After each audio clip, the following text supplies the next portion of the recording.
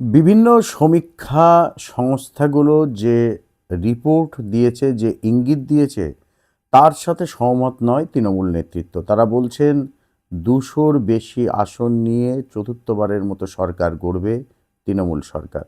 এদিকে সমস্ত যে সমস্ত সমীক্ষা সংস্থা তারা সমীক্ষা করেছে, তারা বলছে বিজেপি এবং তৃণমূলের মধ্যে হাড্ডাহাড্ডি লড়াই এবং কোনো দল ২০০ অঙ্ক অর্থাৎ ২০০-র গণ্ডি পার করতে পারবে না। কোনটা ঠিক কোনটা ভুল।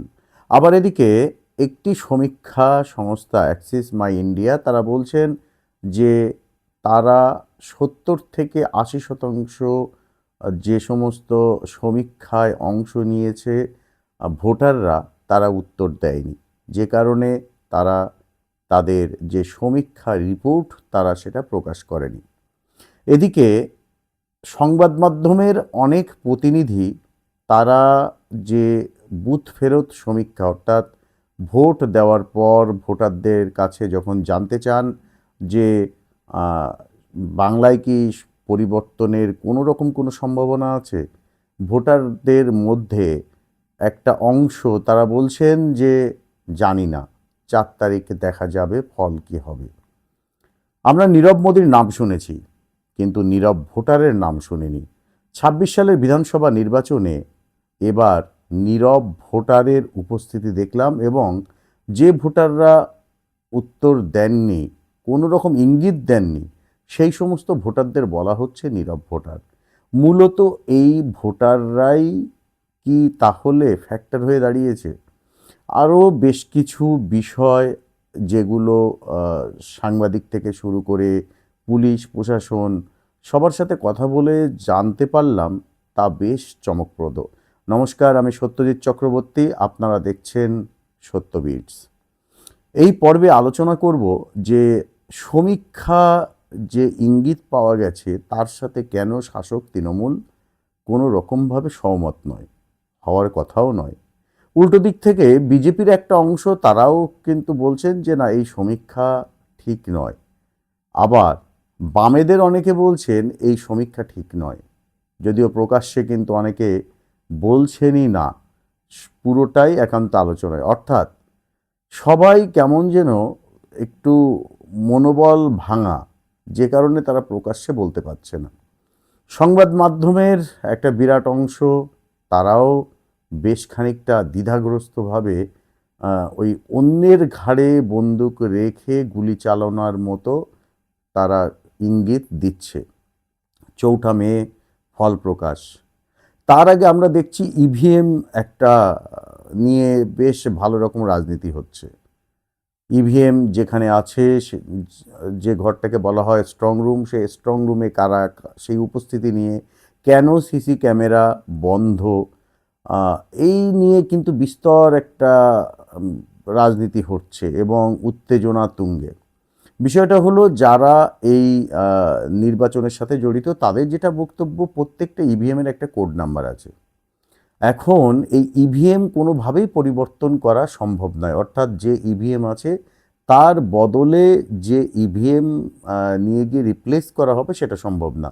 আর গাড়ি ঢোকানো বা ইভিএম ওইখানে নিয়ে যাওয়া বা ইভিএমের কোড পরিবর্তন করা, এগুলো এমনভাবে কানেক্টেড যেটা নাকি সম্ভব নয়। তাহলে কেন হচ্ছে? যারা ইভিএম রাখা ঘর স্ট্রং রুমে ঢুকছেন, তারা ঢুকে গিয়ে যে ইভিএমের সংখ্যা অর্থাৎ ভোট বেশি দিয়ে দেবেন ওখানে, সেটাও সম্ভব নয়। ভোট দেওয়া সেখানে সম্ভব নয়। তাহলে কেন হচ্ছে? একটা অংশের বক্তব্য, আসলে প্রত্যেকটি রাজনৈতিক দল, বিশেষ করে এবার যে ২৬ সালে বিধানসভা নির্বাচনের লড়াইটা হচ্ছে মূলত বিজেপি এবং তৃণমূলের মধ্যে। আমরা জানি প্রথম পর্বের যখন ভোট গ্রহণ শুরু হয় তার আগে কিন্তু আমরা সবাই জানতাম যে না, ভোট যেমন স্বাভাবিক হয় সেরকমই হবে। বাহিনী তো এবার এসছে, তো এই বাহিনী, এত বিপুল পরিমাণ বাহিনী ইতিপূর্বে বাংলায় কখনো ঢোকেনি, সাথে সাজোয়া গাড়ি।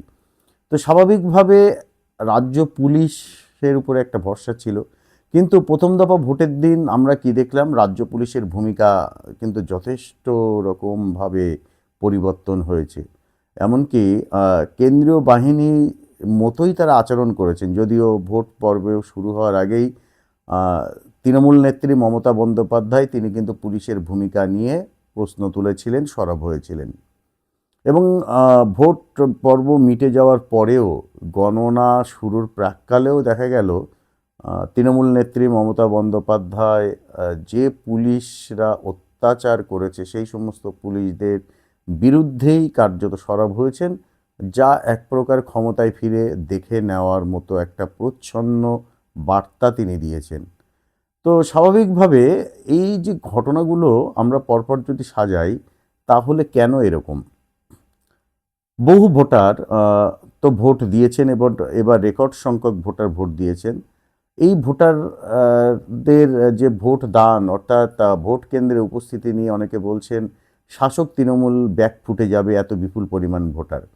বিষয়টা হলো, এসআইআর যে হয়েছে তাতে করে ভোটারদের মনে একটা এরকম আশঙ্কা তৈরি হয়েছে, এবার যদি আমি ভোটটা না দেই তাহলে হয়তো ভোটার তালিকা থেকে আমার নামটা মুছে যেতে পারে, আমি অনুপস্থিত, অর্থাৎ আমি ডুপ্লিকেট ভোটার, আমি মৃত ভোটার, বা নানা কারণ দেখিয়ে আমার ভোটটা বাতিল হতে পারে। সে কারণে ভোটাররা বুথে গেছেন, ভোট দিয়েছেন। আর এই ভাবনা থেকে ভোট দানের সংখ্যা কিন্তু 93% কাছাকাছি, কম বেশি।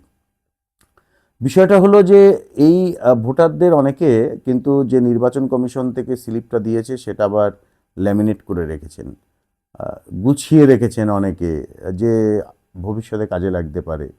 কারণ পরবর্তী প্রজন্মের ভোটার তালিকায় নাম তোলা, নানা রকম নথির ক্ষেত্রে এই যে ভোটার এবার নির্বাচন কমিশন দিয়েছে স্লিপ, সেটা কিন্তু অত্যন্ত গুরুত্বপূর্ণ। তো স্বাভাবিকভাবে এই কারণেই ভোটাররা ভোট দিয়েছেন। কিন্তু ভোটাররা যে ভোটটা দিয়েছেন কোথায় দিলেন? বিজেপি, তৃণমূল, সিপিএম, কংগ্রেস, বাম জোট, নাকি নোটা, নাকি নির্দল, এরকম কিন্তু আছেই। ভোটটা তো তারা দিয়েছেন, গিয়েছে মানে দিয়েছে।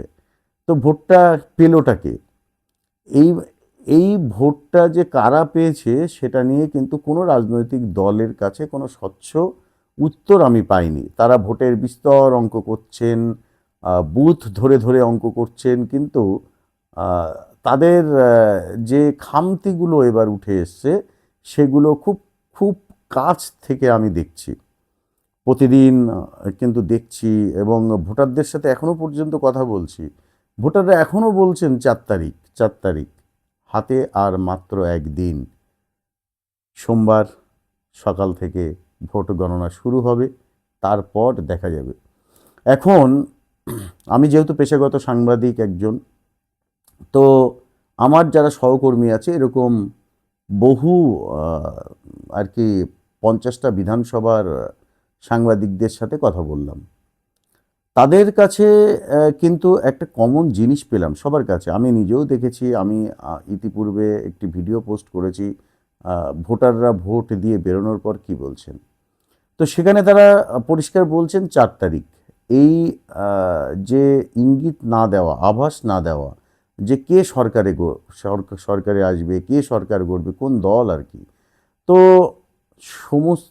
যে সমস্ত সাংবাদিকদের সাথে কথা বললাম, সব জায়গার সাংবাদিকরা একটা ভোটার কিন্তু পেয়েছেন, একটা অংশের ভোটার পেয়েছেন যারা কোনো রকম ইঙ্গিত দিচ্ছেন না।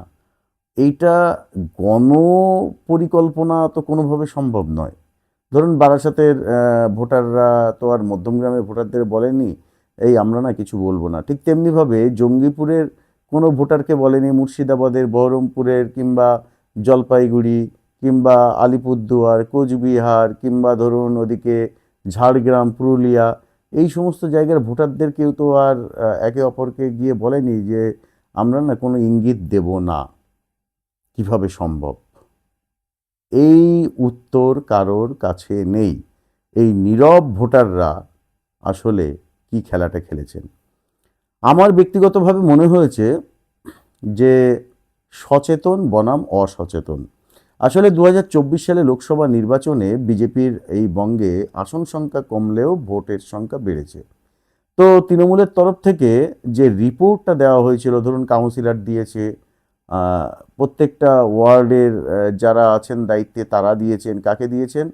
শহরে টাউন সভাপতি এবং ব্লকে ব্লক সভাপতির কাছে দিয়েছেন। সেইভাবে জেলা সভাপতি মারফত উপরতলায় গিয়েছে। সেখানে বলা হয়েছে আসলে বিজেপির ধর্মীয় সুড়সুড়ির কারণে কিন্তু এই ভোট বৃদ্ধি।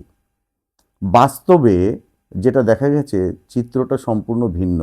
ভোটারদের প্রয়োজন এক, সরকার দিচ্ছে অন্য। আর এই যে একটা দূরত্ব তৈরি হয়েছে সরকারের সাথে আহ, ভোটারের, এইটা কিন্তু তৃণমূল নেতারা বুঝতে একটুও পারেনি। তারা একটা গতানুগতিক দিয়েছে, যেটাকে খণ্ডন করা খুব কঠিন। কারণ ভোটারদের কাছে কিন্তু কোনো অপশন নেই তৃণমূলের উল্টো দিকে, বিজেপি ছাড়া। এখন বিজেপিকে ভোট দেওয়া মানেই কি সেই ভোটার সাম্প্রদায়িক? বিজেপিকে ভোট দেওয়া মানেই কি বিজেপি যে হিন্দু মুসলমানের কথা বলে সেটাকে সমর্থন করা? মোটা দাগে এইরকমভাবে সরলীকরণ করাটা একটুও ঠিক হয়নি। হ্যাঁ, অবশ্যই একটা অংশের ভোটারদের মধ্যে এই বিষয়টা কাজ করেছে, জাতীয়তাবাদ কাজ করেছে, এটা ঠিক। কিন্তু তার সাথে আছে শহর অঞ্চলের সচেতন শ্রেণীর ভোটারদের মধ্যে কাজ করেছে শিক্ষা, কর্মসংস্থান, ভাতা নয়। অসংখ্য মহিলা ভোট বাক্সের পরিসংখ্যানে সেটা 1% হতেও পারে, আবার নাও পারে, আবার 1%-এর বেশিও হতে পারে। এইটা কিন্তু এখন বলা কঠিন। তারা কোনোভাবেই ভাতায় সন্তুষ্ট নয়। ভাতা তারা নিচ্ছে মানে, অনেকেই প্রশ্ন করেছেন কিন্তু যে এত যখন আপত্তি, তাহলে ভাতাটা না নিলেই হয়।